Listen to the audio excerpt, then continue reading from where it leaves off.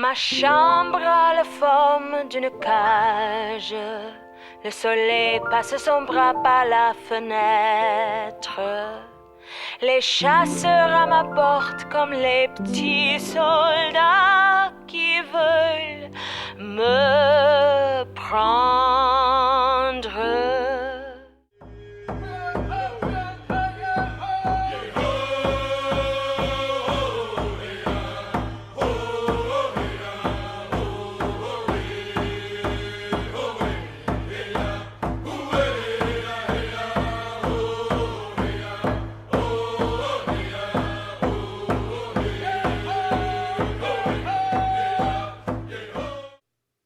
Welcome back to Your Brain, a Personal Tour. This is Steve Saltwick. Today's seminar is about the structure of memory. Memory is a slippery term. Some people use it one way, some people use it a different way. For today, we'll use a definition that memory is the storage and retrieval of knowledge about the world that changes our behavior. We'll look at memory in three different aspects. First, what are the critical parts of the brain that store memory? Second, do memories move around in the brain, in one part of the brain early on in your experience and then in a different part later? Lastly and third, can we manipulate memory to relieve human suffering? My one-sentence summary of the seminar is that the rich episodic memories Proust wrote about eventually become totem poles as the Pacific Northwest Indians carved, but the totem poles are in your brain. How does that work? Well, welcome to the seminar. Let's find out. Memories can be verbal or nonverbal. In some memories, we can be in a Proust story, a rich and detailed recollection of an event perhaps long past. Or in another, we might be in a Pacific Northwest Indian totem pole story. The memory reflects the gist of a story, and it's recreated anew with each telling or remembrance.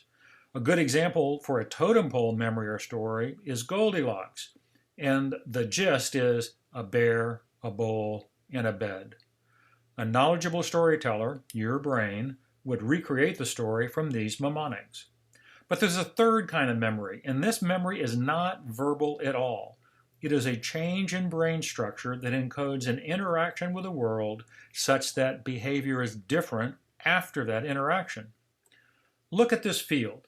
This field has previously interacted with water, which resulted in a gully. Future interactions with water in this field will behave very differently because of this gully. This is a memory not involving words, but of a change in structure. I want to begin our discussion of memory with a personal encounter. This is me about to undergo my second hip operation on the 16th of June, 2014. I'm accompanied by the brilliant surgeon, Dr. Shelby Carter. My first hip operation was in March and was extremely helpful. I just couldn't wait to have my second hip operation, to fully enjoy the benefits of having new hips and an old body. But this picture almost didn't happen because a few days earlier, on June 10th, 2014, I had the following conversation with my wife, Becky.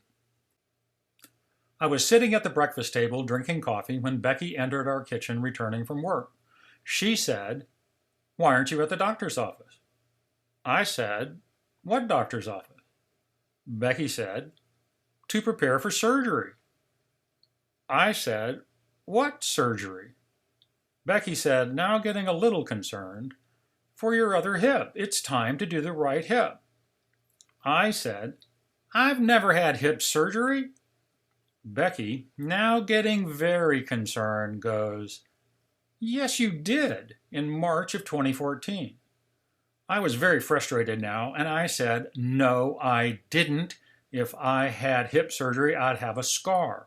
I then proceeded to show her how I had no scar, at which point I said, "Oh no, I have a scar." And then Becky goes, "Let's take a little car ride."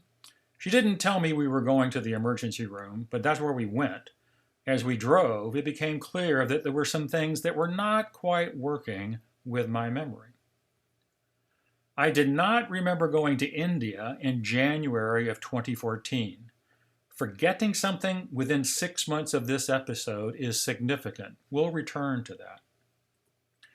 However, I did remember Becky and the dogs. I could remember the layout of our home of 20 years. I knew where to go to find my shoes. I remembered how to put my seatbelt on. I also remembered the habits that one normally has. I could ask reasonable questions. For example, I knew that if I had hip surgery, then I would have a scar. So I could do deductive reasoning. But I had a big problem. Right? And that problem is illustrated in the following dialogue that we had as we drove along. Becky would ask, "How are you doing?" I would say, "I had hip surgery." "Yep, 3 months ago." "Where are we going? And you're sure I had hip surgery?" "Yes, look at your scar." "Really? Really? Are you sure? Are you sure I had hip surgery?" "Yes, you had hip surgery." Wait a minute, where are we going again?" This conversation shows I was clanging. I could not incorporate the context of what was happening right now into my memory. I could focus on it for a little while, but then distracted or looking at something else, I would return to a fact that I just could not represent, the fact that I had had hip surgery. This leads us to look in some specific places for where my problem lay. The good news was that after a 24-hour battery of tests against my body, my brain, my heart, my blood flow, my everything, I got a diagnosis. And then right after that, I got a new hip. And boy, am I happy about that. But what happened to my brain? Most likely, I had had an interruption of blood flow from the internal jugular vein to that old friend of ours, the hippocampus. That interruption of blood flow acted as a reset. In essence, the interruption of blood flow caused my hippocampus to reboot.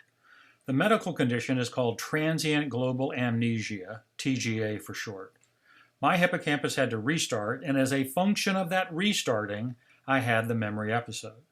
We'll use this story to set our framework for the seminar today. Why did a hiccup in my hippocampus result in a failure to retrieve memories? Why does it make me clang over and over and over? I'll probably never recover the memory of the 4 to 6 hours of the actual episode, but soon thereafter all the other memories, for example India, came back to me. What's going on here? Well, if you want to talk about memory, there's a specific animal that often springs to mind: the elephant. Legendary for their memory, it does turn out that elephants have a hippocampus 40% bigger than a human hippocampus, prorated for body weight. It also turns out that elephants have one of the most complex societies on the planet. They comfort others, they perform death rituals, they honor their elders. I wish more humans did that. The association of the hippocampus with a complex society is the first hint that there might be something more to the hippocampus than what we studied in the previous seminar. And that's important. But there's also another good reason to be aware of the elephant and their hippocampus. The elephant is only distantly related to humans. Our family tree diverged about 60 million years ago.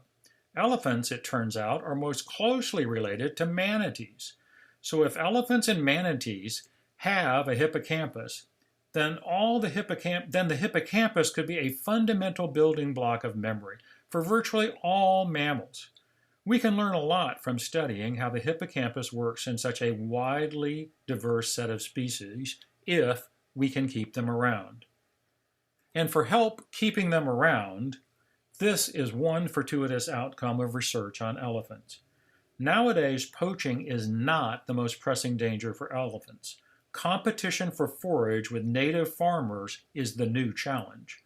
Farmers often kill trespassers on their field.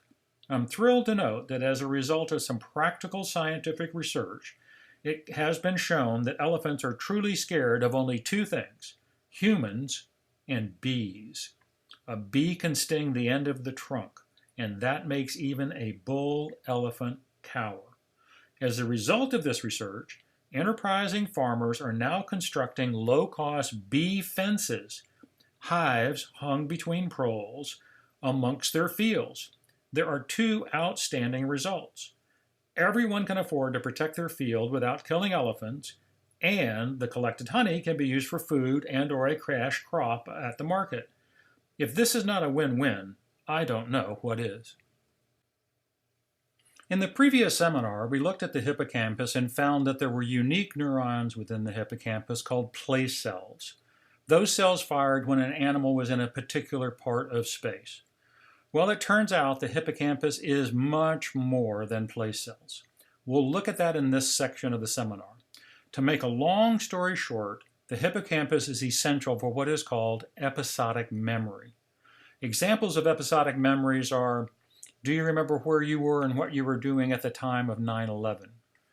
What you were doing and who you were with when you learned of the assassination of John F. Kennedy?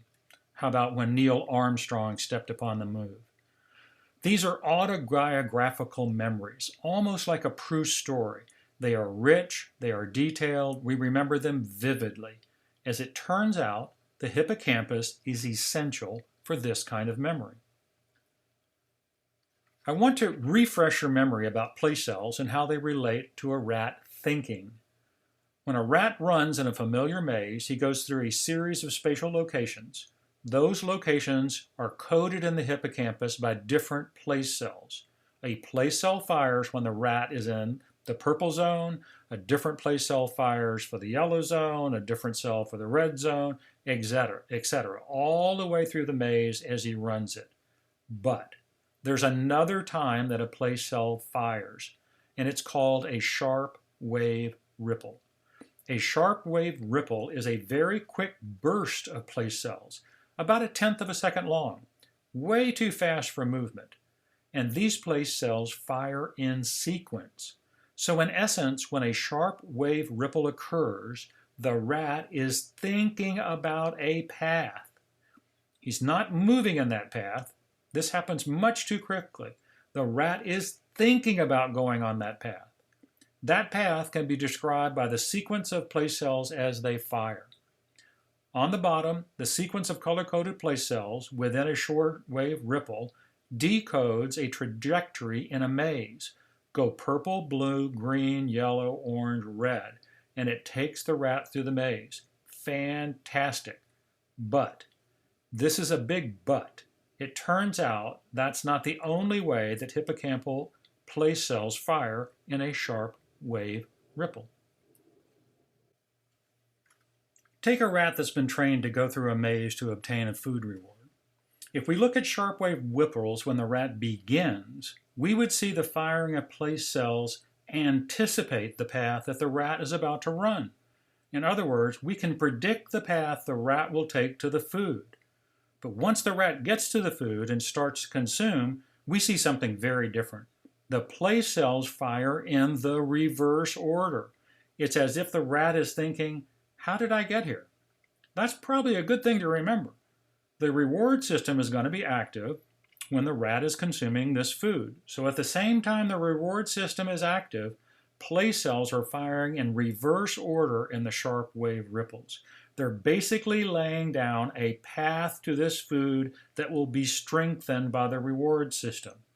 This mechanism is what underpins the deliberative learning we studied in the last seminar. This mechanism is a very, very important discovery. Place cells within sharp wave ripples show what is about to happen in the terms of the behavior of an animal. They also explain how an animal learns when they discover a reward. Way, way cool. But wait, there's more. It turns out that place cells also measure time. Let's train a rat to run on a treadmill for varying lengths of time. If we look at the hippocampus, we can find cells that measure time, much as other place cells measure spatial locations. Look in the section of this diagram where we see 4 hippocampal cells, A, B, C, and D. The activity of these cells seem to measure time intervals as the rat runs on the treadmill. Cell A marks the beginning of this time interval, cell B the next, cell C the next, and cell D marks the end. We've shown 3 separate runs on the treadmill, so there's 3 rows to each cell tracing. The experimenters were quite careful to run controls to ensure the hippocampal cell activity did not merely measure the level of effort, or how many footsteps or paw steps the rat had done. The activity of these cells measure time. Hippocampal place cells can also reflect learning. Let's see how. We take a rat and find a place cell for position 1 in her cage. Position 1 is at the red dot. We find a hippocampal place cell that fires rapidly whenever the rat is in position 1 of her cage. There's another position at the top of her cage. We're going to call that position 2. We train this rat that one of 2 flower pots can be in those positions. One flower pot, labeled X+, has a distinctive odor and is always associated with food. The rat can dig in the sand of this flower pot and she will always find a food reward. A different flower pot with a different odor, labeled Y-, is never associated with food. The flower pots are changed randomly between position 1 and position 2 as we train the rat. After she's learned this task, we probe for place cell activity in response to either flower pot in position 1. Remember, we're recording from a place cell that at the start of training was preferential for position 1 regardless of what was there. Post-training, when flower pot X+, the food pot, is in position 1, we find a very strong response from the place cell. However, if flower pot Y-, the no food pot, is present in position 1, then the place cell fires at a much reduced rate. Yes, indeed, this is a place cell, but the important thing is that the place cell does not just encode a place, it reflects learning about that place. And that is essential for understanding what place cells really are. But before we can conclude what place cells really are, we need to look at one more aspect. It turns out that hippocampal place cells can be social and track the position of others. The coolest way I've found to show this is with an experiment with bats. Somehow, intrepid experimenters invented a way to record from bat hippocampal place cells while the bats were flying. So the cells were active at no place on a level maze, but when the bat was at a particular point in 3-dimensional space. The experiment used a demonstrator-observer paradigm. In this type of an experiment, an observer bat watches a demonstrator bat fly to one of 2 positions. After the demonstrator flies to a particular pole, say A, the observer bat is supposed to follow. After training, not only were hippocampal place cells found in observer bats which represented their own position in space, but social place cells were found that represented the demonstrator bat's position in space. So if you're confused about why I'm calling cells that detect space, time, learning, and social elements place cells, it's understandable. Let's get a better name. Hippocampal cells certainly represent a lot more than place. What they really do is build a context. What do I mean by context? Well, let's take a familiar example. In an office, there are many different kinds of elements. There's chairs, there's a desk, there's a filing cabinet, there's a clock, there might be papers. All of those are individually perceivable objects. They're found in many different kinds of experiences, Amazon web pages, Costco, Office Depots, etc. In an office context, there's an integrated whole of them in a particular place at a particular time. So your office is a particular desk with a particular filing cabinet, a particular chair, a particular clock, particular papers all integrated into a perceptual whole. This is what I mean by a context. This context has all the details of a Proust story. It's rich. You can imagine yourself within that context. The essential function of the hippocampus is to encode space, time, learning, and social variables into a context. Since that context can be used to affect behavior, which is our definition of memory, then there is at least one type of memory processed and held by the hippocampus. An interesting aspect of context cells is that they are active not just in the experience of that context, but in the recollection of that context. We can see that in the following video clip. We have a human subject on an operating table, and we're going to record from single hippocampal neurons. When they are active, the cells will make a pop on the audio. While we record hippocampal activity, the subject watches short video episodes. What the subject is watching is shown in a short statement on the top of the file. When he gets to the Tom Cruise episode, the hippocampal cell goes crazy. We'll play lots of different kinds of video clips to see that this is unique to Tom Cruise.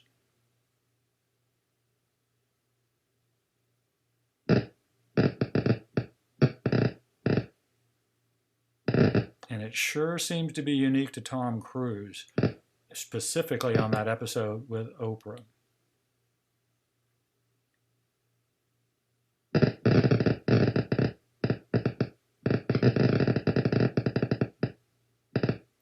So there you have it. This cell, when it experiences a video of various things, reacts to Tom Cruise. Let's have the subject now just think about what he saw, freely recollecting various scenes in his mind. So this is the subject remembering and then telling us what he's thinking about as he remembers those scenes. His voice has been masked for anonymity.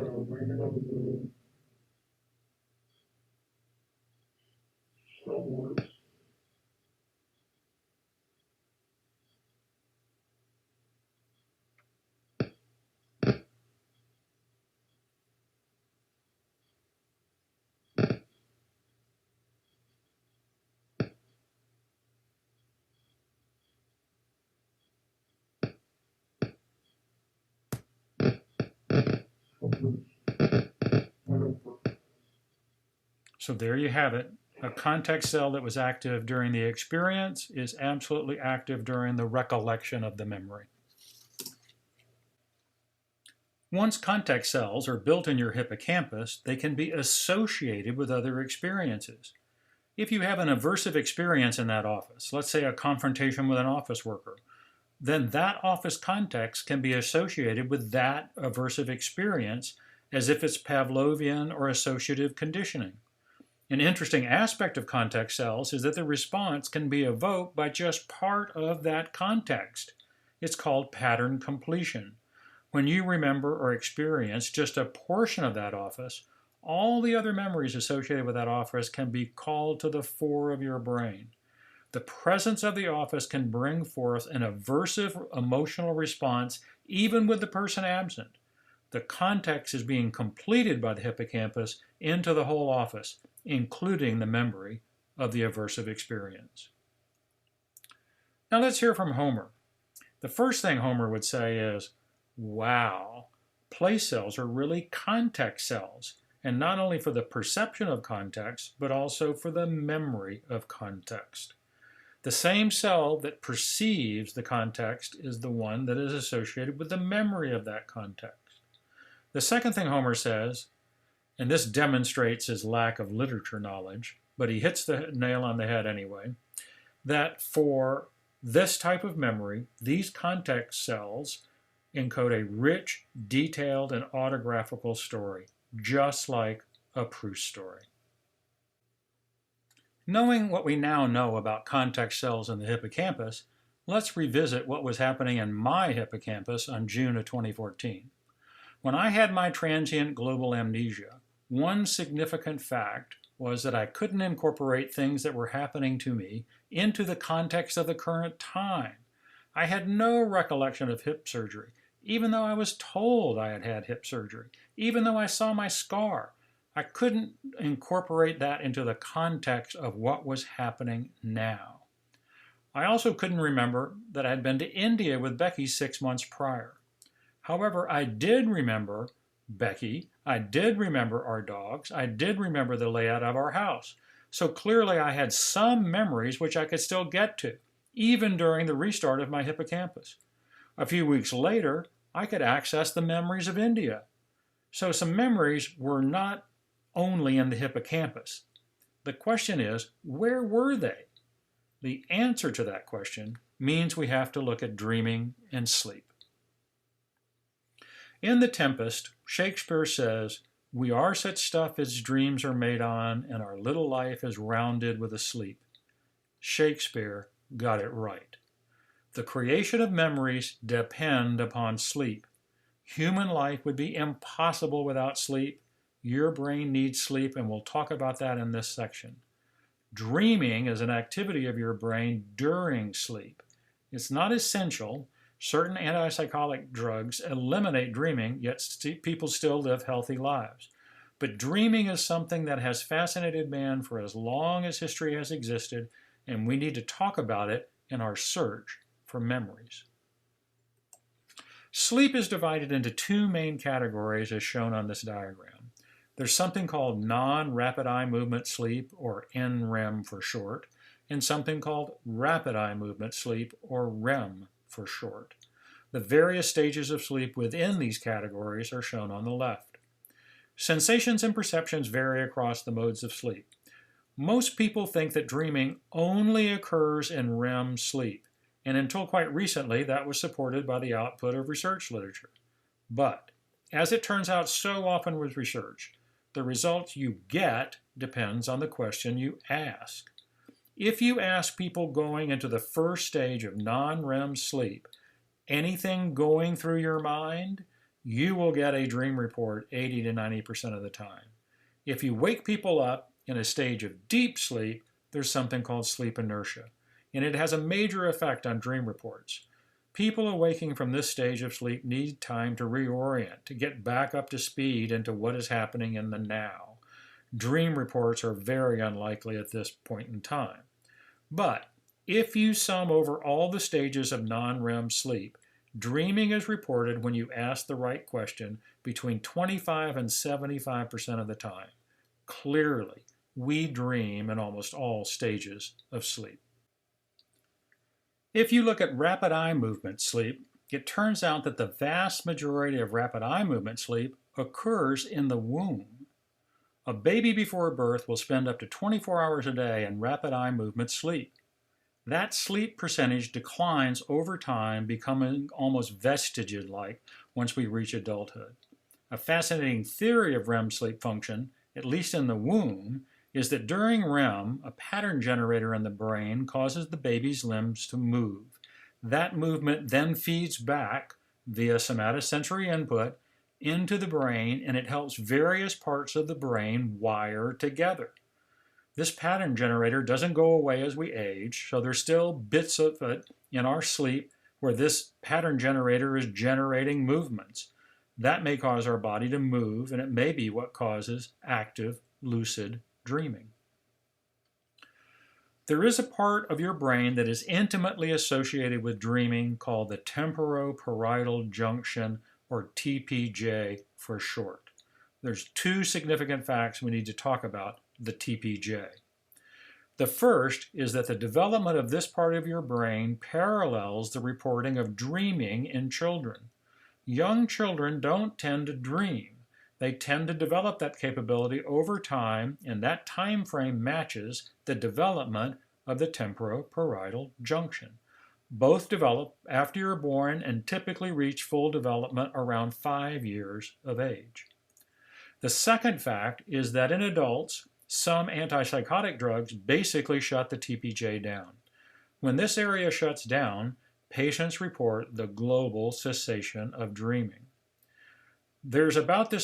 Something about this part of your brain seems to be associated with dreaming. In fact, it's associated with something far bigger than that, something that's unique to humans. But we'll have to talk about that in Seminar 5. Today, we're talking about memory and sleep. One thing that sleep has unambiguously been related to is the reduction of synapses in brain cells. Recall from our previous lectures that a synapse is where two brain cells communicate. It's highlighted on the left in the red circle. A synapse is essential to learning.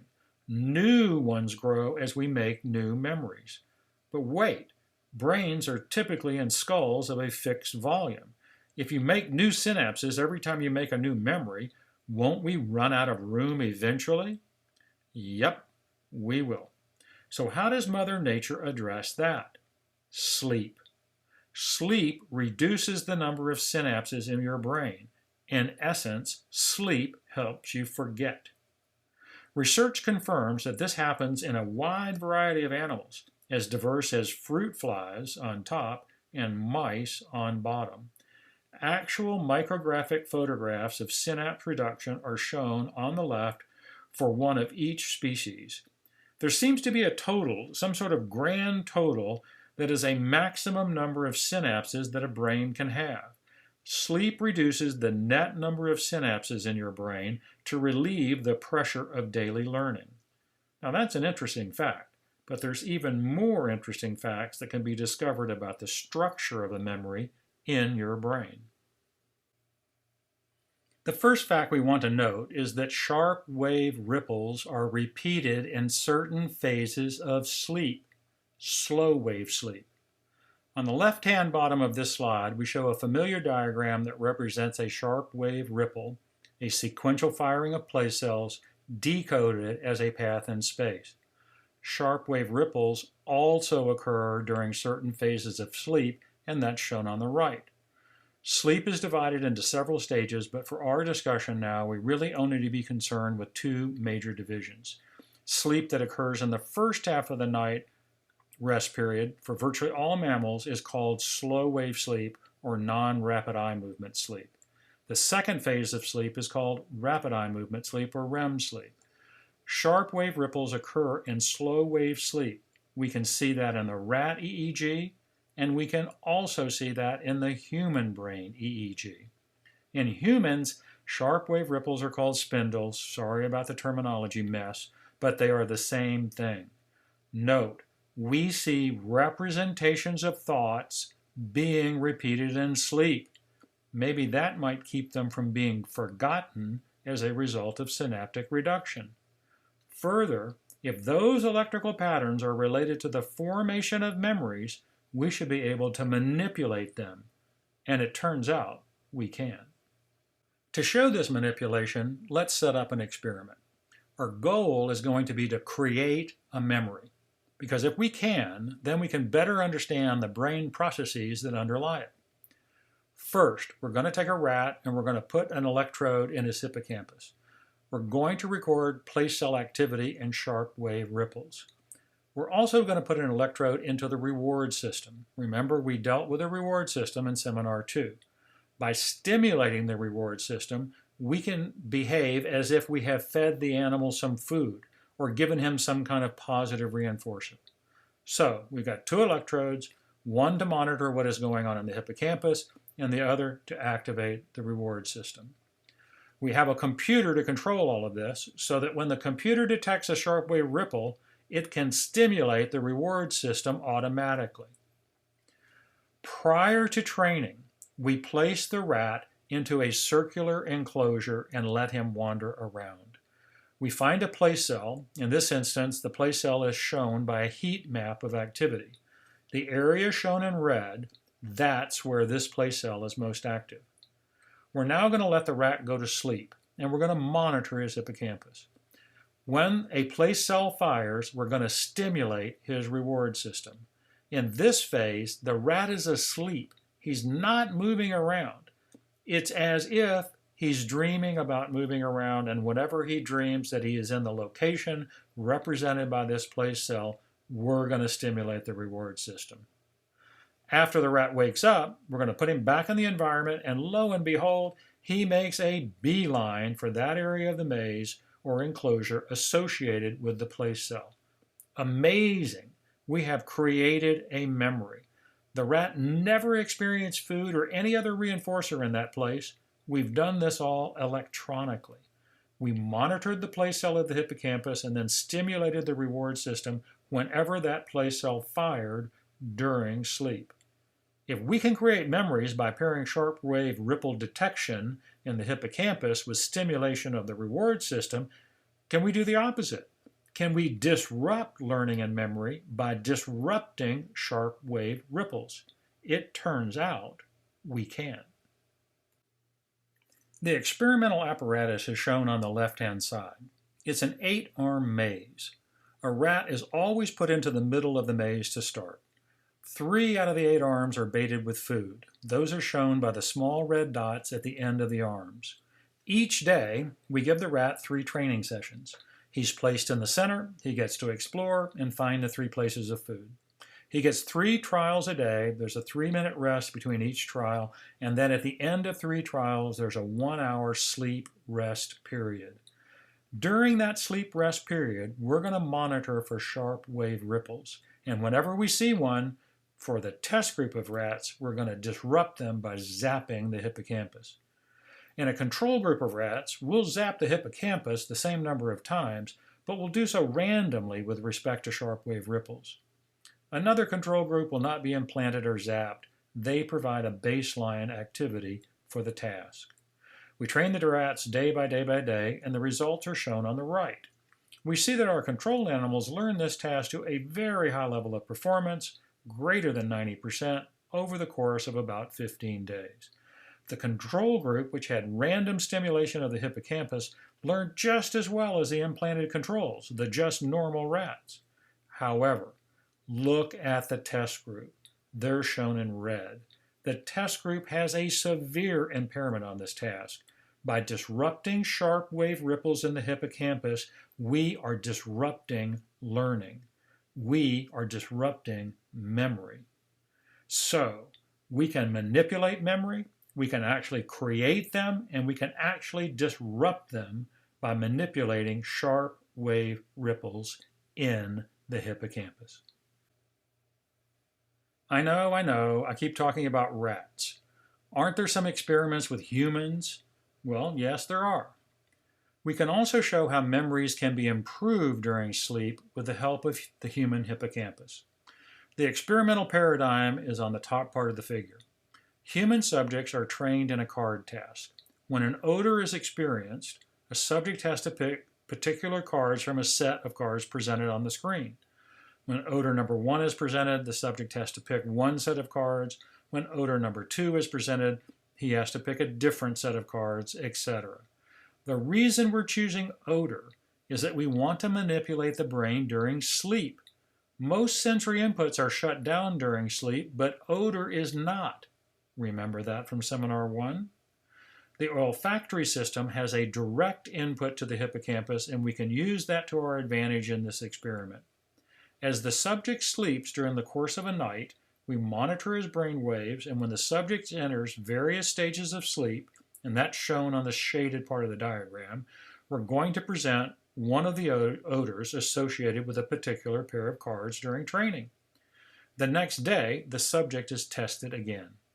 If the odor was presented during slow wave sleep, we get a significant difference. The subject who experienced the odor performed much better than controls. Presenting that odor during other parts of sleep, for example, rapid eye movement sleep, or during wakefulness, had no significant effect. We were monitoring the brain as the subject was presented the odor, and the hippocampus, the bright yellow dot in the image of the brain below, was the most active area. So it's true for rats, it's true for human beings. The hippocampus in sleep is extremely important for the formation of memories. We're now ready to explore how memories move around and are changed as a function of sleep. The bottom line here is that sleep produces totem poles. Remember, totem poles represent the essence of a story. They're the distilled elements separate from all the autobiographical stuff. In this section, we'll see how sleep produces memory like totem poles as those memories move outside of the hippocampus.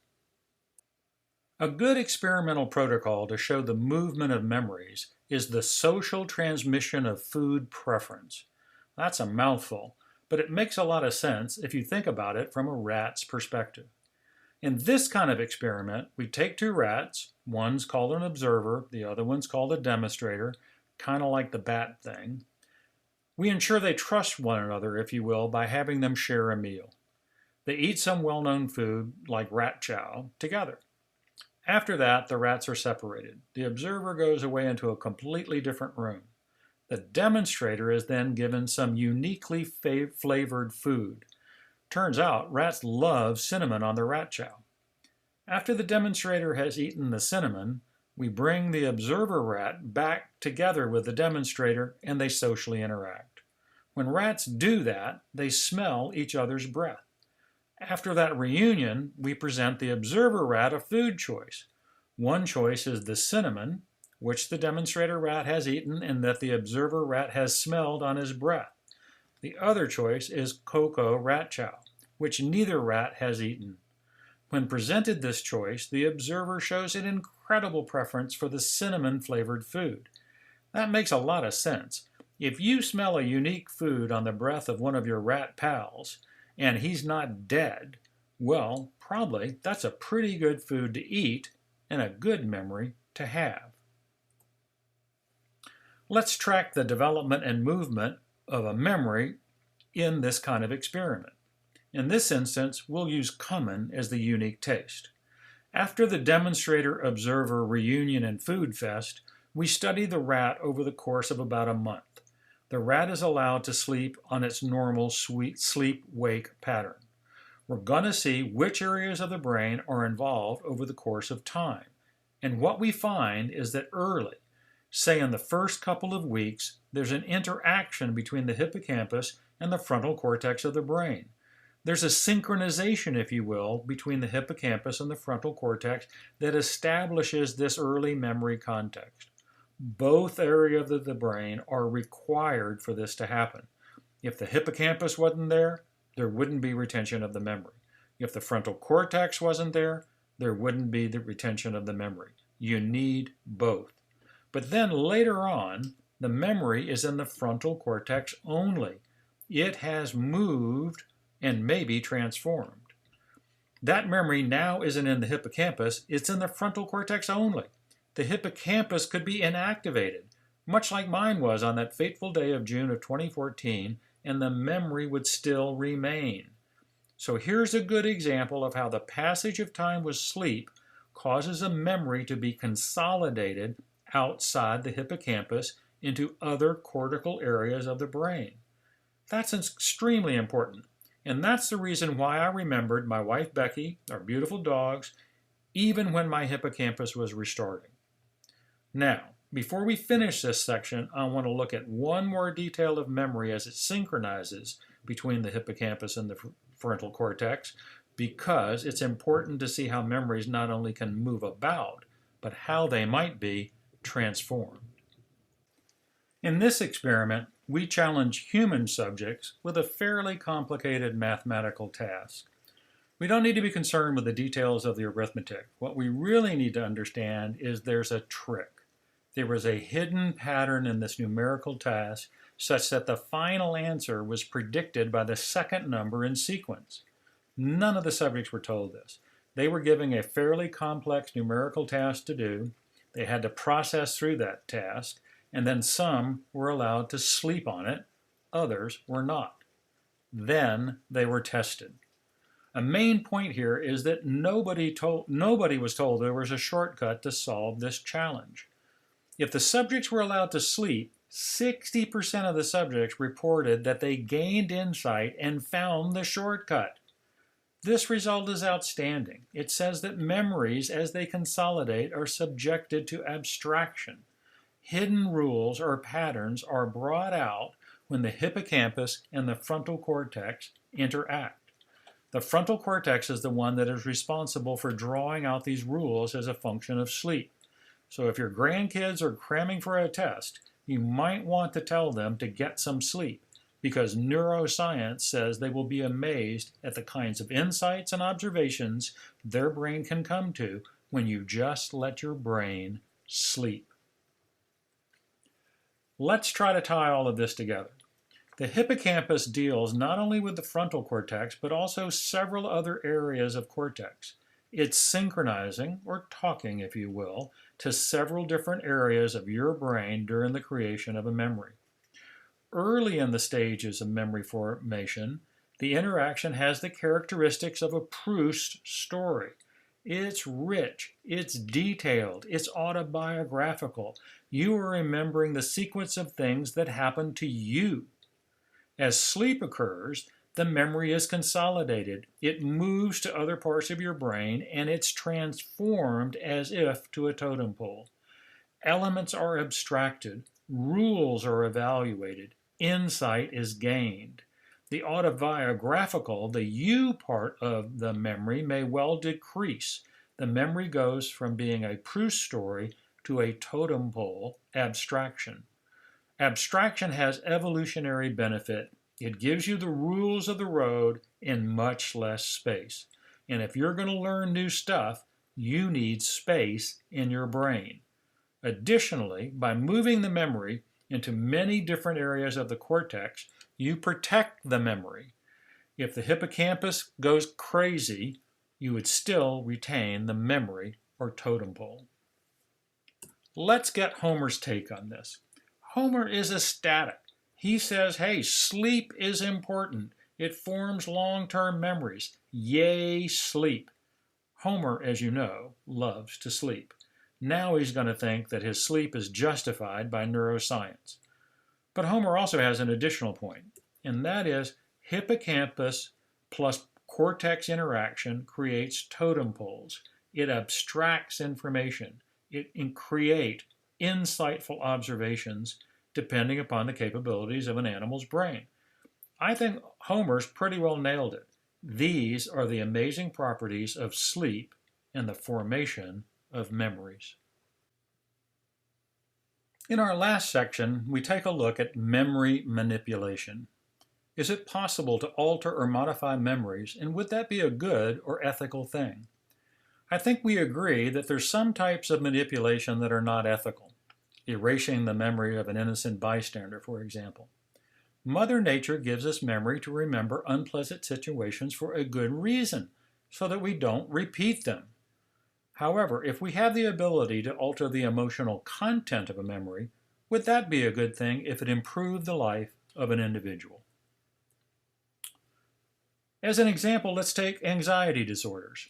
These disorders are very common. They affect the lives of millions of people in the United States and around the world. They reflect intense emotional dysfunction, from soldiers returning from a tour of duty, irrational fear of animals or heights, dysfunction associated with abusive relationships or instances of rape. 30% of our spending in the United States goes to some form of anxiety disorders. The cost of the economy is significant. Over $45 billion are spent trying to alleviate the suffering that comes from anxiety disorders each year. If we could separate the emotional dysfunction from those memories, would that not be a good thing? Would that not be a good thing to use technology and understanding that we've investigated today? Let's take a look. The example I want to use is PTSD, post-traumatic stress disorder. It occurs in soldiers returning from a tour of duty, and it's thought to involve overgeneralization. By that, I mean there's a memory of a combat experience which has some significant sensory element.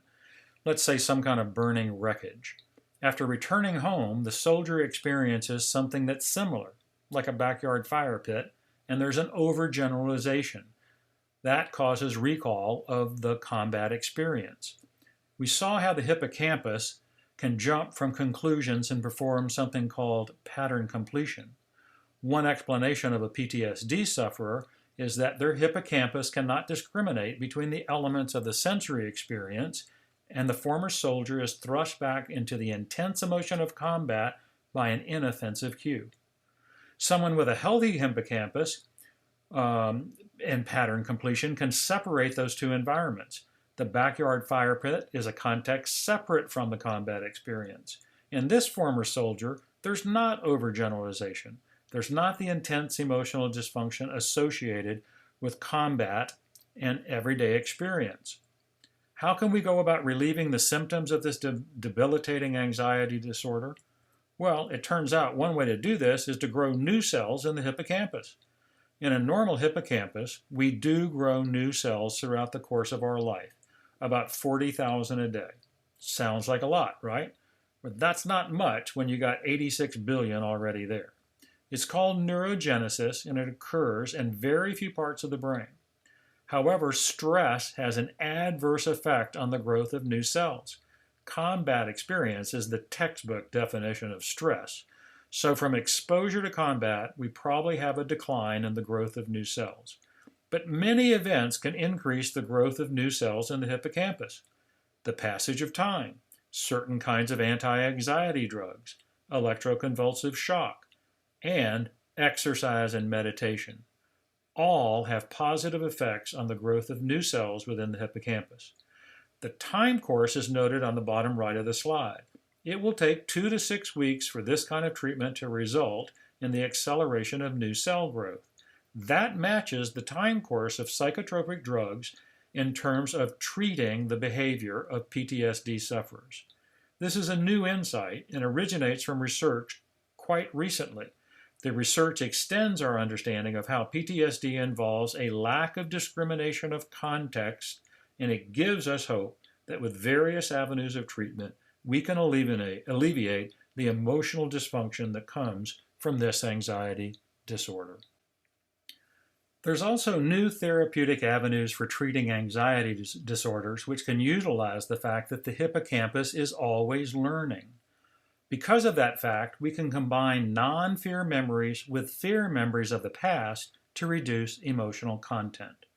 For example, a soldier suffering from PTSD can recollect fear memories in an environment of measured breathing, of general wellness of the body, etc.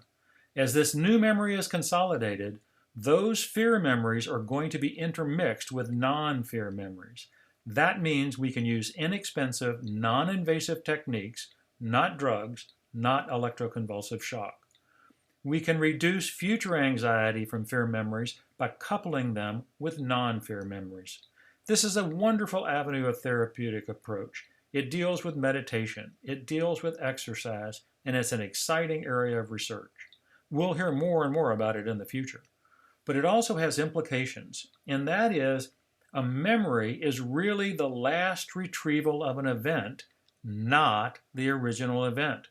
If I'm asked to recollect an event that happened a long time ago, I'm not going to get the original memory of the event. I'm going to get the memory as it's been recollected over time and coupled with all the other context when I was recollecting. That has implications for eyewitness testimony, especially as it relates to events far away in time. Our legal system is grappling with such effects. Neuroscience can inform those discussions, but new legal scenarios need to be envisioned for what we now know to be the complex dimensions of memory and its transformation in your brain. Last time for Homer today. Homer says, your mom was right. You should face your fears with support. By bringing up your fears in a safe, non-fear environment, one can alter the composition of the context of that memory. That's a potent way to assist addressing disorders. This technique is improved with meditation and exercise. I think it's important as we deal with anxiety disorders and other syndromes affecting large portions of our society. The second point Homer would like to say is, why don't you try exercise and meditation? It's amazing the amount of scientific data that is coming out in support of exercise and meditation for their beneficial effects on the hippocampus, on the brain in general, on the body in general. That is significant to remember as excellent tools to manipulate memories that underpin a significant source of suffering in our society.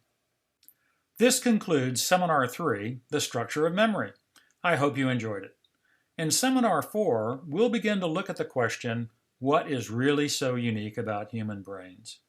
Up till now, we've talked about basic brain processes that are similar amongst most mammals in the world. In Seminars 4 and 5, we'll explore the uniqueness of the human brain when compared to other species, especially primate species. We'll see some fairly surprising results. For example, how the search for bananas in the forests of Africa set the shape of your brain. That brain shape set the stage for the right-hand part of this diagram, a magnificent sculpture of the itinerant Japanese priest Kuya who lived in the 10th century. No animal other than a human could produce the right hand of this slide, but No human would have emerged without the left hand of this slide. I look forward to you joining me for this next fascinating journey. This is Steve Saltwick.